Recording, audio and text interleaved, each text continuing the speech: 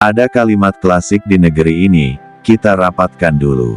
Kalimat yang terdengar sopan, tapi seringkali hanya menjadi cara halus untuk menunda keputusan. Di Tabalong, kalimat itu tampaknya sudah menjadi budaya resmi. Setelah kemarin forum kepala desa bertemu perusahaan tambang besar dalam rapat dengar pendapat, hari ini giliran serikat pekerja yang duduk di kursi yang sama. Bedanya, yang kemarin belum tuntas, yang sekarang pun tak jauh berbeda, sama-sama mendengar, tapi tidak memutuskan. RDP kali ini mempertemukan Serikat Pekerja Vesepkep dan SPKep Sisatmo dengan PT Sis, ditemani manajemen PT Adaro dan DPRD Tabalong sebagai moderator tak berdaya. Dari luar, acara itu tampak terhormat, penuh prosedur, tapi di dalam ruangan, yang terdengar hanyalah gema kalimat lama, nanti akan kami sampaikan ke pusat. Seolah pusat adalah tempat suci yang bisa menampung segala janji tanpa harus mengembalikan keputusan. Rapat pun sempat diskors 1 jam untuk menunggu pimpinan pengambil kebijakan yang sedang di luar daerah. Sebuah alasan yang sepertinya sudah dilindungi undang-undang ketidakhadiran. Di luar daerah, selalu terdengar seperti tempat paling aman untuk tidak menjawab pertanyaan sulit. Dan begitu waktu berjalan, kabar datang, yang bisa memutuskan tetap tak datang. 7 tuntutan disampaikan oleh Serikat Pekerja.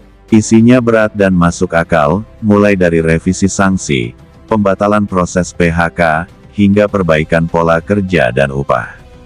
Tapi seperti biasa, isi tuntutan lebih sering dibahas sebagai formalitas ketimbang dibaca dengan empati. DPRD menasihati agar perusahaan meninjau ulang SOP. Kalimatnya lembut, nadanya bijak, tapi artinya sederhana, kami tidak bisa ikut campur, tolong lunakkan hati kalian sendiri. Ketua Komisi I DPRD menyebut hasil musyawarah kali ini, deadlock. Istilah keren untuk sesuatu yang sebenarnya sangat sederhana, buntu total. Semua pihak sepakat bahwa tidak ada yang bisa memutuskan, karena semua keputusan harus dibawa ke manajemen pusat. Maka, RDP akan diulang 2 minggu lagi. Di negeri yang gemar menunda, 2 minggu adalah jeda resmi untuk melupakan urgensi. Lucunya, semua pihak mengaku sudah menjalankan peran terbaiknya. DPRD merasa telah memfasilitasi, perusahaan merasa telah mendengarkan, serikat merasa telah menyuarakan. Tapi rakyat tahu, tidak ada satupun masalah yang benar-benar selesai. Yang paling lelah mungkin bukan para pekerja, tapi mikrofon di ruangan itu, karena harus menampung semua suara tanpa hasil. Lubang 6, lubang 3, atau lubang berapapun namanya, semua tetap lubang tempat jatuhnya nurani. Sanksi dan angka seolah jadi ukuran kesalahan, padahal di balik setiap catatan disiplin ada manusia yang menanggung hidup. Perusahaan bicara soal mitigasi, SOP, dan tanggung jawab kolektif, tapi lupa bahwa yang mereka kelola bukan hanya tambang, melainkan pula perasaan dan penghidupan orang-orang yang menggantungkan nasib pada seragam kerja. DPRD, yang seharusnya menjadi penengah, tampak lebih berhati-hati menjaga etika bicara daripada memperjuangkan keadilan. Mereka memilih nada diplomatis daripada kalimat tegas. Mungkin karena di dunia politik lokal, kebenaran seringkali lebih berbahaya daripada kesopanan. PT Sis, lewat juru bicaranya, berjanji akan membawa hasil rapat ke pimpinan pusat. Lagi-lagi, tanggung jawab dioper ke arah yang tak jelas.